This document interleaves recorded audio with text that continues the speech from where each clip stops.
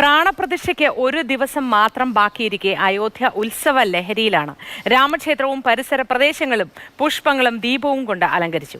പുഷ്പങ്ങൾ കൊണ്ട് അലങ്കരിച്ച ക്ഷേത്രത്തിന്റെ അതിമനോഹരമായ ചിത്രങ്ങൾ ക്ഷേത്ര ട്രസ്റ്റ് പുറത്തുവിട്ടു.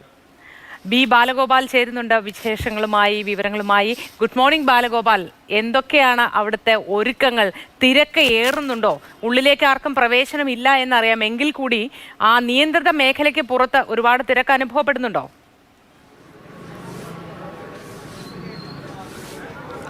Good morning Moti.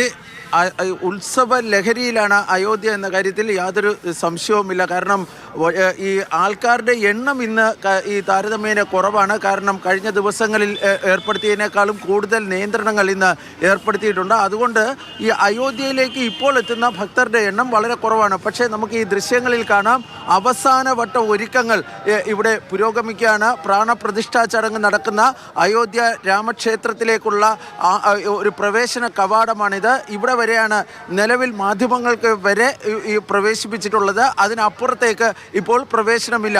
ഈ ദൃശ്യങ്ങളിൽ കാണുന്നത് പോലെ തന്നെ ഈ ക്ഷേത്രത്തിൻ്റെ ചുറ്റുപാടുമെല്ലാം ഈ പുഷ്പങ്ങൾ കൊണ്ട് അലങ്കരിച്ചിട്ടുണ്ട്.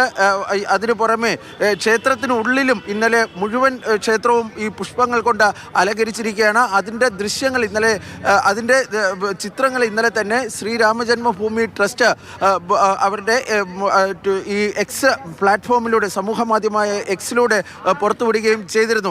നാളെ നടക്കുന്ന പ്രാണപ്രതിഷ്ഠാ ചടങ്ങുകൾക്കുള്ള എല്ലാ ഒരുക്കങ്ങളും ഏറെക്കുറെ പൂർത്തിയായിട്ടുണ്ട്. ഇന്നും ഈ അഭിഷേക ചടങ്ങുകൾ നടക്കുകയാണ്. കാരണം 6ാം ദിവസത്തെ അഭിഷേക ചടങ്ങുകളാണ് ഇന്ന് നടക്കുന്നത്.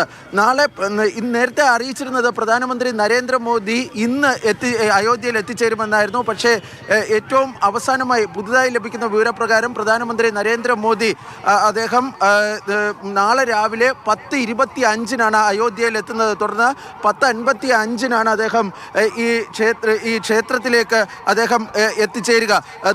അതിനുശേഷമാണ് ഈ പ്രാണപ്രതിഷ്ഠയുമായി ബന്ധപ്പെട്ട അവസാന ചടങ്ങുകൾ ഈ അയോധ്യയിൽ നടക്കുന്നത്. ഇന്ത്യയുടെ വിവിധ ഭാഗങ്ങളിൽ നിന്നും വിദേശത്തു നിന്നുമായി ഏതാണ്ട് 8000-ഓളം അതിഥികൾക്കാണ് ഈ ചടങ്ങിലേക്ക് ക്ഷണം ലഭിച്ചിട്ടുള്ളത്. ഈ അതിഥികളൊക്കെ ചേരുന്നുണ്ട്.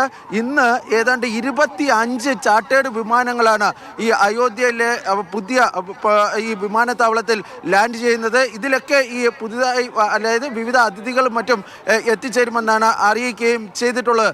കർശന സുരക്ഷാ ക്രമീകരണങ്ങളാണ് ഈ അയോധ്യയിൽ ഏർപ്പെടുത്തിയിട്ടുള്ളത്. സമീപകാലത്ത് ഒന്നും തന്നെ കാണാൻ കഴിയാത്ത തരത്തിലുള്ള ഒരു സുരക്ഷാ ക്രമീകരണങ്ങളാണ് ഏർപ്പെടുത്തിയിട്ടുള്ളത്.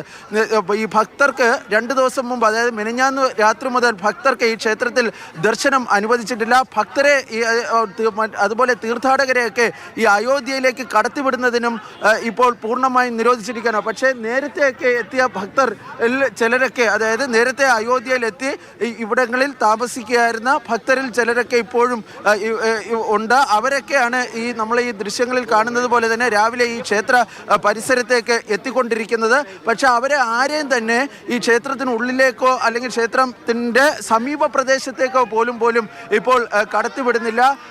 ഈ വരും മണിക്കൂറുകളിൽ ഇവരെയും, അതായത് ഇപ്പോൾ ഇവിടെ ഉള്ള ഈ ഭക്തരെയും ഇവിടെ നിന്ന് നീക്കുമെന്നാണ് അറിയിക്കുകയും ചെയ്തിട്ടുള്ളത്. ഏതായാലും അക്ഷരാർത്ഥത്തിൽ ഉത്സവ ലഹരിയിലാണ് അയോധ്യ. പ്രാണപ്രതിഷ്ഠാ ചടങ്ങുകൾക്കുള്ള അവസാനവട്ട ഒരുക്കങ്ങൾ നടക്കുകയാണ്. അത് ഇന്ന് വൈകിട്ടോടുകൂടി തന്നെ സമാപിക്കുന്നതായിരിക്കും. തുടർന്ന് നാളെ രാവിലെ മുതലാണ് ഈ ചടങ്ങുകൾ ആരംഭിക്കുന്നത്. പ്രധാനമന്ത്രി എത്തിയതിനു ശേഷമാണ് ചടങ്ങുകളുടെ ഏറ്റവും നിർണായകമായ ഘട്ടത്തിലേക്ക് കടക്കുക. ബാലഗോപാൽ, ഒരൊറ്റ കാര്യം കൂടി അതിവേഗത്തിൽ ഞാൻ ചോദിച്ചോട്ടെ. നമ്മുടെ മാതൃഭൂമി സംഘം അയോധ്യയിലെ പ്രാണപ്രതിഷ്ഠയ്ക്കായി നേരത്തെ തന്നെ എത്തിയിട്ടുണ്ടല്ലോ. അപ്പോൾ എല്ലാവരുടെയും സജ്ജീകരണങ്ങളൊക്കെ തയ്യാറല്ലേ, സെറ്റല്ലേ എല്ലാം?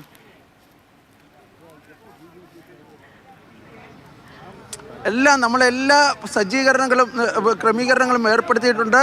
നാളെ രാവിലെ മുതൽ ഈ തത്സമയം പ്രേക്ഷകരിലേക്ക് ഈ വിവരങ്ങൾ എത്തിക്കുന്നതായിരിക്കും.